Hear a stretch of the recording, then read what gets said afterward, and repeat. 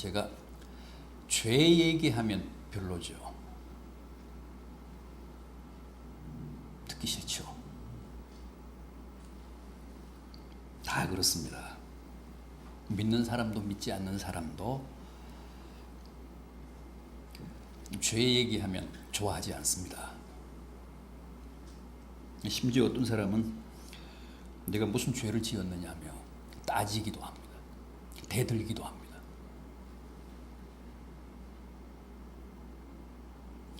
다 제 발이 저려서 캥기는 구석이 있어서 그러는 건데, 아무리 그런 식의 반응을 보인다고 해도, 아무리 불쾌하다고 해도 우리는 역시 죄인입니다. 다윗이 시편 51편 5절에서 내가 죄 중에 잉태되었고 죄 중에 출생하였나이다 그랬는데, 어김없는 사실입니다. 우리는 다 자기의 의지나 행위와는 상관없이 이미 엄마 뱃속에서부터 죄인으로 태어납니다. 너무 가혹하다고 생각하실지 모르지만 그건 누구도 피할 수 없는 인간의 숙명입니다. 그 어린 것이, 그 핏덩어리가 무슨 죄가 있을까 그러지만 죄가 있습니다. 이미 죄인으로 태어납니다. 다윗이 고백한 그대로입니다. 죄 중에 잉태가 됐습니다. 그걸 우리는 뭐라고 하죠? 원죄라고 합니다. 유전죄라고 합니다.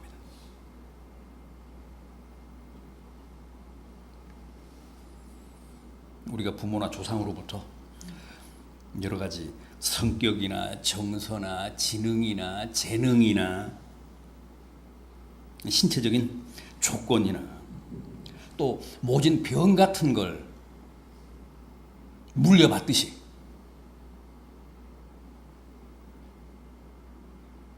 인류의 조상 아담이 범한 태초의 죄, 원죄도 그렇게 대대로 유전되기 때문에, 대물림이 되기 때문에 우리가 아담의 후예인 한 누구도 예외 없이 다 모태 죄인으로 태어난다는 겁니다.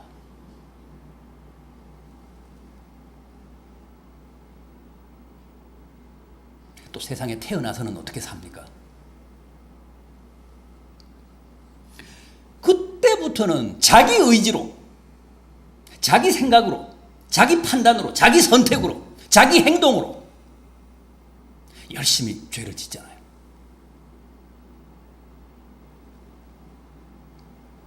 그걸 뭐라고 하죠?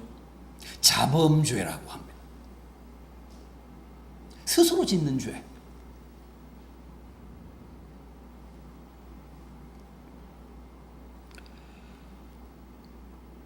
자범죄는 원죄처럼 자기의 의지나 의사와는 상관없이 운명적으로 유전되는 죄가 아니라 자기가 선택하는 겁니다.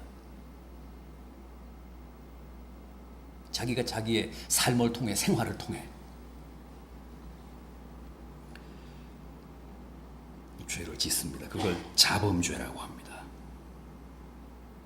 그렇다면 원죄는 대물림되는 죄여서 불가항력적이라고 하더라도 자범죄는 왜 범하는 겁니까?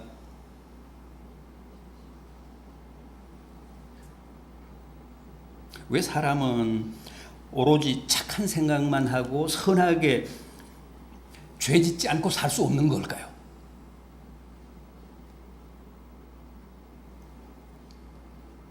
우리가 다 이미 죄인으로 태어나기 때문에 그렇습니다.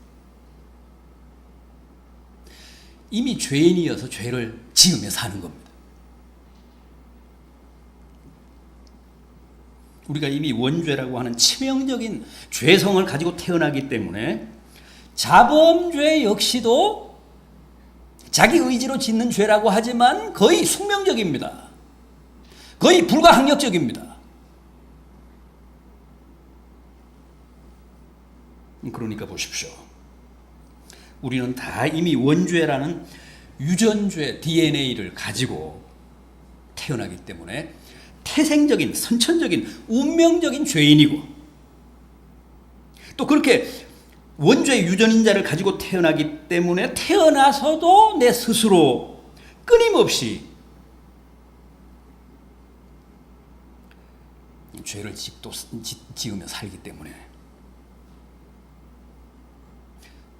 피할 수 없는 죄인이라는 거예요.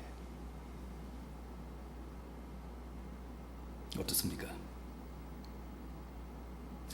이래도 죄인이 아닙니까?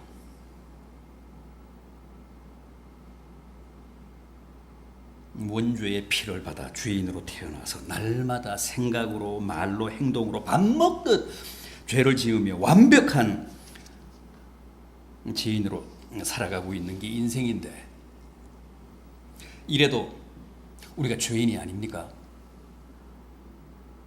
그것도 몰라서가 아닙니다. 죄인 줄 뻔히 알면서도 짓습니다. 이래서는 안 되는데 하면서도 죄를 짓습니다. 이걸 히브리서 10장 26절은 짐짓죄라고 합니다. 알고도 짓는 죄. 몰라서가 아니라, 몰라서 지으면 정상이라도 참작하게 되는데 알고 짓는다는 거예요. 뻔히. 이걸 짐짓죄라고 합니다.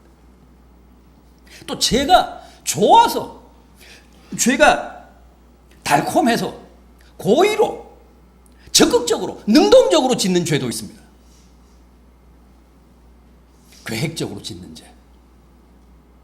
이걸 시편 19편 13절은 고범죄라고 합니다. 고의로 짓는 죄. 왜? 죄가 좋아서, 죄가 달콤해서.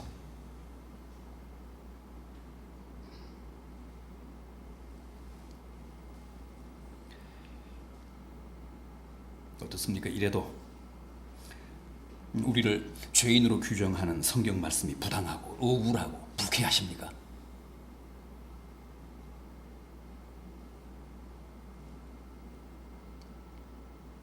오늘 본문 8절은 만일 우리가 죄가 없다고 말하면 스스로 속이고 또 진리가 그 속에 있지 않다고 했습니다. 또 10절은 만일 우리가 범죄하지 아니하였다 하면 하나님을 거짓말하는 이로 만드는 것이고 그의 말씀이 그 속에 있지 않다고 했습니다.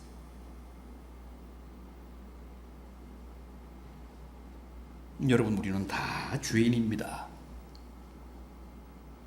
원죄 죄인이고 자범죄 죄인이고 짐짓죄 죄인이고 고범죄 죄인입니다.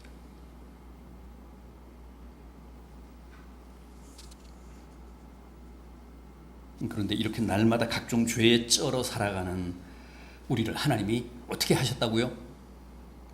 베드로전서 1장 19절입니다. 오직 흠없고 점없는 어린 양 같은 그리스도의 보배로운 피로 우리를 깨끗게 하셨다고 합니다.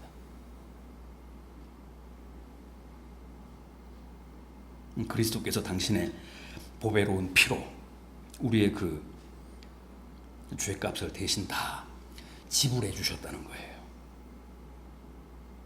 그게 바로 히브리 말로는 짜다크, 헬란 말로는 디카이오라고 하는 구속, 대속입니다.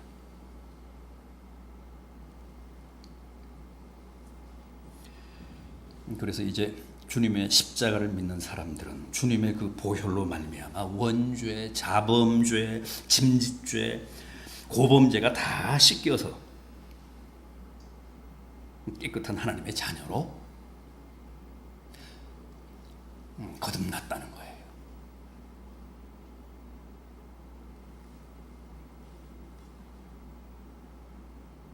이것은 확실하고 추호도 의심의 여지가 없는 팩트입니다. 주님이 십자가에 달려서 보혈을 흘리심으로 우리의 그 모든 죄가 다 씻겼다는 거예요. 사해졌다는 겁니다. 대속이 됐다는 거예요. 주님이 당신의 피를 바쳐서 우리를 속량해 주셨다는 겁니다. 대신 우리를 구원해 주셨다는 것. 그게 구속입니다. 그게 대속입니다. 그게 짜다크입니다. 디카이오입니다.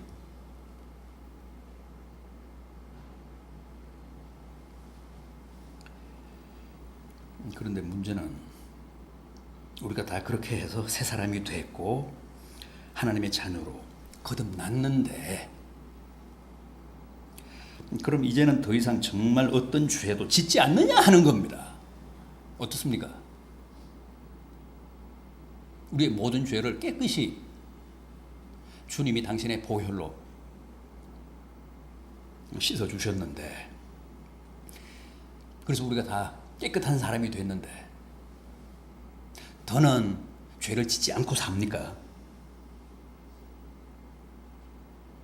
아담으로부터 대물림된 원죄며 그동안 세상을 살며 내 의지로 지은 모든 자범죄를 다 용서받고 사함받았다는 것까지는 좋은데, 그리고 나서는 더 이상 내가 어떤 죄도 범하지 않느냐는 거죠. 절대 그렇지 않잖아요. 우리는 지금도 여전히 열심히 죄 짓고 삽니다. 지금도 날마다 밥 먹듯 죽 먹듯 죄를 범하며 살아가고 있습니다. 그래서 우리가 자주 회의에 빠지잖아요. 내가 정말 거듭난 사람일까? 내가 정말 구원받은 하나님의 자녀가 맞을까? 자꾸만 죄를 지으니까, 안 믿을 때랑 똑같으니까.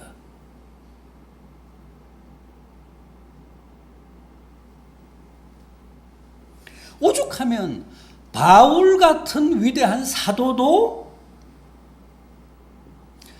바로 그 문제 때문에 오호라 나는 곤고한 사람이로다, 누가 이 사망의 몸에서 나를 구해내랴 건져내랴 하며 괴로워했을까요?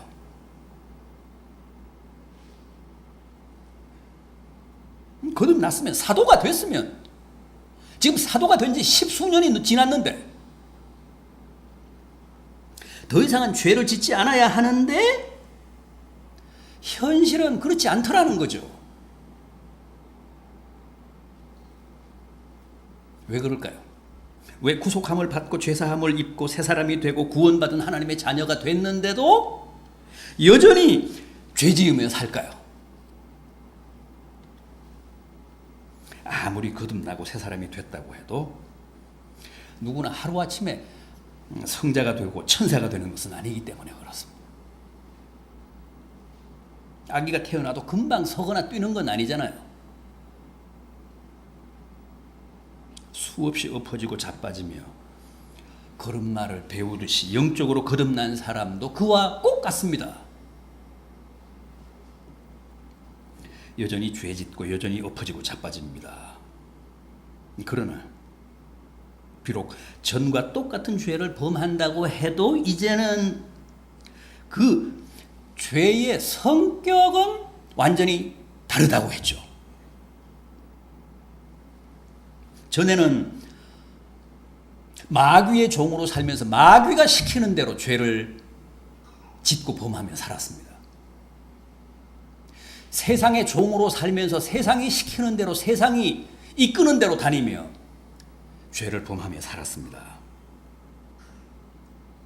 그러나 이제는 마귀가 시켜서가 아니라 내 몸에 배인 옛사람의 습성 때문에, 옛사람의 버릇 때문에, 그 관성의 법칙 때문에 죄를 짓는 것이라고 했습니다.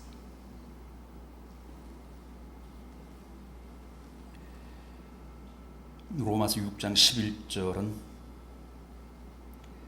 이제 우리는 다 죄에 대해 죽은 자들이라고 합니다. 죄에 대해 죽었다는 표현은 엄청나게 심각한 표현입니다. 죄하고는 이제 상관이 전혀 없어진 존재라는 거예요. 죄하고는 인연이 없다는 뜻입니다. 죄하고는 완전히 나와는 단절됐다는 거예요. 우리는 다 죄에 대해 죽었다. 그렇습니다. 우리는 죄에 대해 죽은 자들입니다. 그런데 그 말씀은 죄의 통치나 죄의 지배력이나 죄의 종으로 살던 옛 신분이나 옛 소속에 대해 죽었다는 뜻이지, 죄의 습성이나 죄에 대한 기호나 죄에 대한 친화력까지도 다 죽었다는 뜻은 아닙니다. 우리는 여전히 죄가 좋습니다. 죄에 대한 향수가 이만저만이 아닙니다.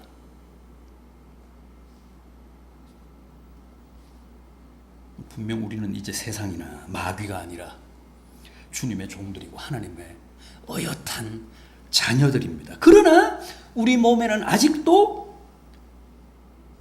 죄악의 니코틴이 남아 있습니다. 많이 축적되어 있습니다. 십수년간, 아니 수십 년간 하루에 두세 갑씩 피우며 살았는데 그게 하루아침에 무자르듯 되겠습니까? 끊었다고 하면서도 담배 피는 사람들 몰래 피잖아요. 평생을 죄 지으며 살아왔는데 담배처럼 그렇게 그게 쉽게 됩니까? 마귀가 강제한 것은 아니지만 그 옛날 가락 때문에 우리는 지금도 여전히 귀에만 있으면 죄를 잘 짓습니다. 그럼에도 중요한 건 뭡니까? 이제는 내가 비록 죄를 범한다고 해도 그냥 못난 신자입니다. 아주 나쁜 하나님의 백성입니다. 죄 지었다고 해서 구원받은 사람의 신분이 옛날로 환원되는 것은 아니라는 뜻입니다. 하나님이 구원해 주셨는데 내가 다시 죄를 지었기 때문에 다시 옛날로 내 신분이 돌아가는 건 아니라는 거예요. 그냥 아주 못난 신자예요.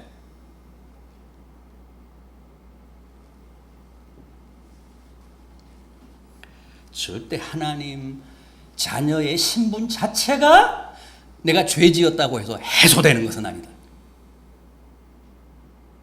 원위치 되는 것은 아니다. 그게 중요하다는 거예요.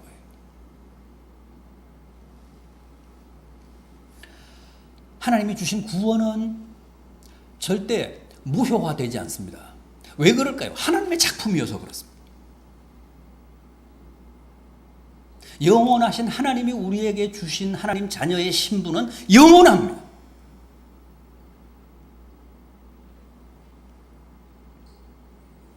그래서 바울이 로마서 8장에서 뭐라고 했습니까? 이제 그리스도 예수 안에 있는 자에게는 결코 정죄함이 없다. 그러면서 누가 능히 하나님이 택하신 자들을 고발하리요? 하나님이 의롭다 하신 자를 누가 정죄하리요? 누가 우리를 그리스도 예수 안에 있는 하나님의 사랑에서 끊으리요? 우리가 어떤 죄를 지어도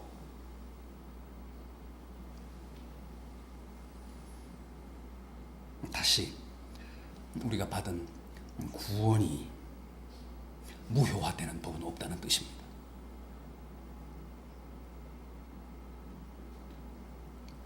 자, 그렇다면 이제는 비록 죄를 지어도 그리스도 안에 있다는 이유로 더 이상 정죄함을 안 받는다고 하니까, 하나님이 오로지 의롭다고만 하신다고 하니까, 그동안은 불안해하며 죄를 범했지만은 앞으로는 안심하고 마음 푹 놓고 죄를 지어도 됩니까? 죄를 지어도 우리의 신분이 달라질 게 없다면요. 우리의 신분이 옛사람으로 돌아가지 않는다면요. 그러니까 이제는 안심하고 죄를 지어도 됩니까? 로마서 6장 2절은 분명 그럴 수 없느니라 그랬습니다.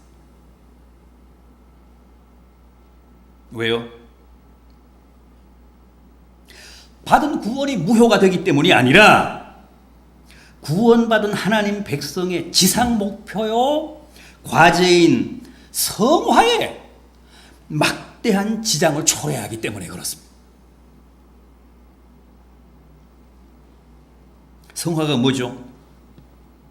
거룩하신 하나님의 모습, 거룩하신 주님의 모습을 닮아가는 과정을 말합니다. 거룩하신 주님의 모습을 내 몸에 익히는 훈련을 뜻합니다. 성화. 엄밀하게 얘기하면 구원받은 하나님의 백성의 유일한 과제는 성화밖에 없습니다.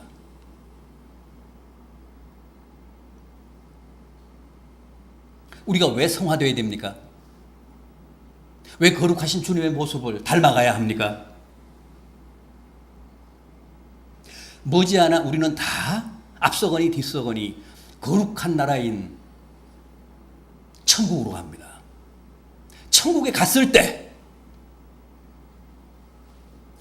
문화적인 충격 없이 그 사회에, 그 나라에 잘 적응하기 위해서입니다.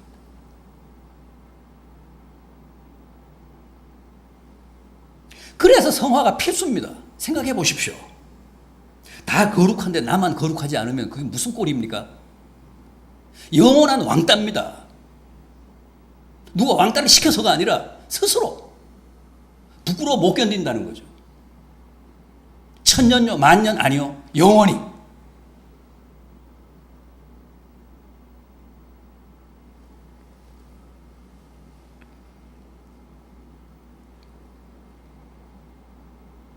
다른 사람들은 다 영화로운 모습으로 사는데 나는 제대로 성화가 안 돼가지고 거기 적응을 못하는 거야.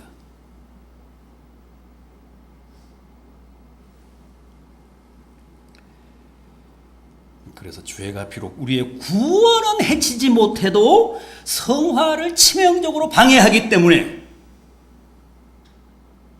정죄함이 없다고 해도 절대 안심하고 죄 짓거나 죄를 즐길 수 없다는 겁니다.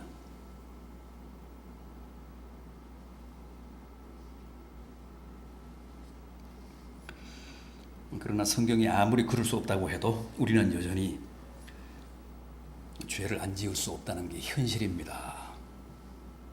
그게 오늘 우리들의 모습이고 우리들의 한계입니다. 제가 이렇게 말씀드려도 우리는 여전히 또 나가면 죄를 지으며 살 수밖에 없잖아요.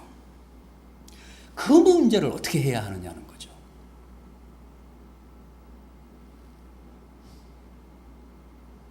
그 문제를 위한 성경의 처방은 없느냐는 거예요. 요한복음 13장 4절 이하를 보면 주님이 최후 만찬석상에서 제자들의 발을 씻기시는 세족식 장면이 나옵니다. 거기서 베드로가 뭐라고 했죠? 어떻게 했죠? 선생님이 제 발을 씻긴다는 것은 제가 용납할 수 없습니다. 제자가 선생의 발을 씻겨야지 어떻게 선생님이 제자의 발을 씻깁니까? 종이 상전의 발을 씻겨야지 어떻게 상전이 종의 발을 씻깁니까? 그럴 수 없습니다. 완강하게 사양했습니다. 그때 주님이 뭐라고 하셨죠? 내가 너를 씻기지 않으면 너와 나는 아무런 상관이 없다 그러셨습니다. 그러니까 베드로가 뭐라고 합니까? 주여, 내 발뿐 아니라 내 온몸을 씻어주십시오. 머리까지 씻어주십시오. 그럼 그때 주님이 아주 중요한 말씀을 하십니다. 요한복음 13장 10절입니다. 이미 목욕한 자는 발밖에 씻을 필요가 없느니라. 온 몸이 깨끗하니라.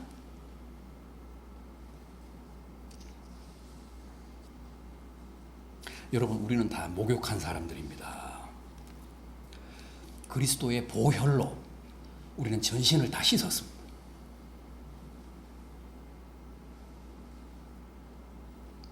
그러나 아무리 새벽에 사우나를 다녀온 사람도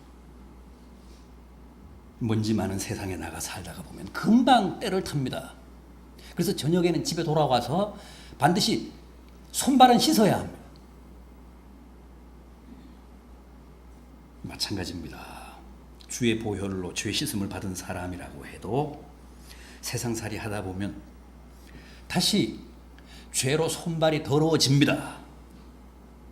따라서 그런 죄는 그때 마치 손발을 씻듯이 씻어줘야 합니다. 처리를 해줘야 합니다.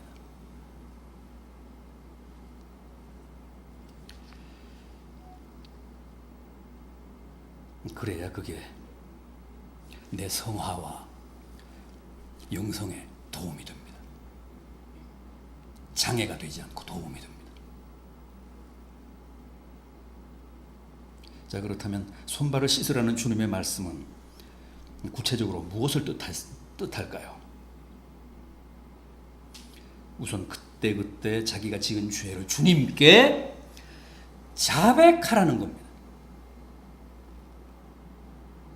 오늘 본문 9절을 보십시오. 만일 우리가 우리 죄를 자백하면 그는 미쁘시고 의로우사 우리 죄를 사하시며 우리를 모든 불의에서 깨끗하게 하실 것이요. 사랑도 속으로만 할 게 아니라 적극적으로 언어로 고백해야 되듯이 잘못도 죄도 속으로만 심정적으로만 긍정하고 인정할 게 아니라 주님께 자백하라는 거예요. 고백하라는 겁니다. 카톨릭에서는 이걸 아예 제도화했잖아요. 고해 성사. 성사 중에 가장 중요한 성사입니다. 죄를 지으면 사제를 신부님을 찾아가서 내가 이런 죄를 범했습니다 하고 고백합니다. 그러면 사제가 주님을 대신해서 죄사함을 선언합니다. 편하게 가라. 주님이 내 죄를 다 사했느니라.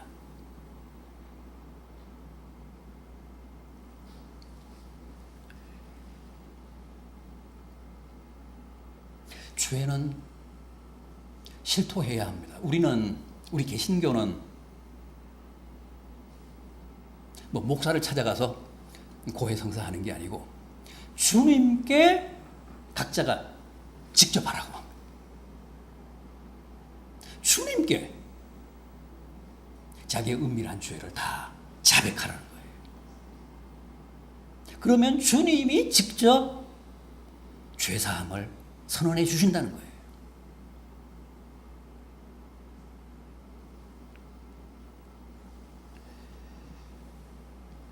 죄는 내 속에 품고 있으면 절대 해롭습니다. 영적으로, 정신적으로, 육체적으로 백해무익입니다. 그게 암이 됩니다.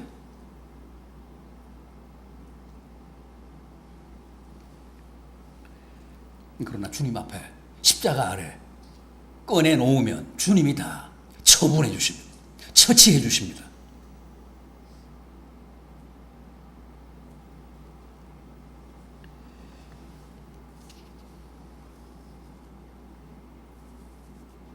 부디 죄를 지을 때마다 주님께 자백하십시오. 본문 9절을 보십시오.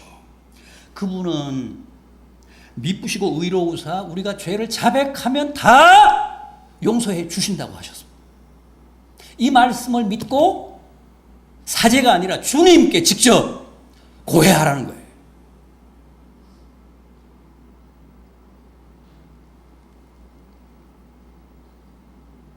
다음은 내가 사죄받았다는 사실을 확신하라는 겁니다. 주님은 우리가 자신의 죄를 시인하고 또 자백하면 반드시 용서하십니다. 우리는 그 사실을 조금도 의심치 말고 굳게 믿어야 합니다. 우리가 우리 죄를 자백하면 저는 미쁘시고 의로우사 우리 죄를 사하시며 모든 불의에서 우리를 깨끗게 해주신다. 이 주님의 말씀을 믿고 내가 지은 죄를 주님 앞에 자백한 후에는 확신 가지라는 거예요. 내가 비록 약해서 죄를 지었지만 이제 주님께 사죄를 빌었기 때문에 내가 자백을 했기 때문에 주님이 나를 용서하시고 깨끗게 해주셨다. 그렇게 편한 마음을 가지시라는 거예요.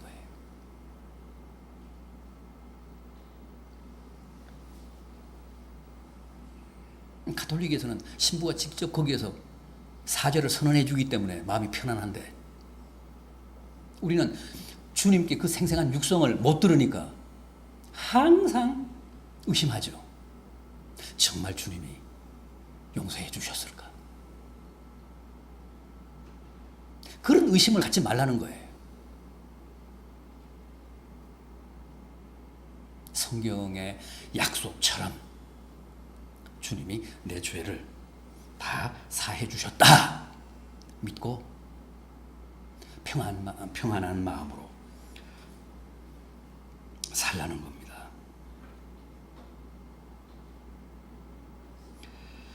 여러분, 죄는 반드시 처리가 돼야 됩니다. 그러니까 벌을 받든가 용서를 받든가, 그렇게 해서 죄는 처치가 돼야 됩니다. 그렇지 않고 내 속에 넣어두고 살면 죄의식에 사로잡혀서 내가 비겁해집니다. 초조해집니다. 불안해집니다. 심리적으로, 정서적으로, 영적으로, 육체적으로 절대 이롭지 못합니다. 부디 자백을 통해 모든 죄의 짐을 주님 십자가 아래 내려놓으십시오. 우리의 죄가 주홍 같을지라도 눈과 같이 희어지고 진홍같이 붉을지라도 양털같이 희게 되리라고 하셨습니다.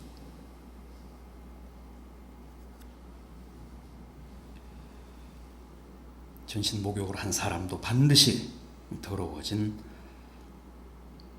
손발을 다시 씻어야 한다는 오늘 말씀을 꼭 기억하셔서 자백을 통해 사죄를 받음으로 앞으로는 더욱 건강하게, 더욱 깨끗하게 사실 뿐만 아니라 주님 보시기에 합당한 모습으로 아름답게 성화되는 복된 성도들 되시기를 진심으로 기원합니다. 기도하시겠습니다.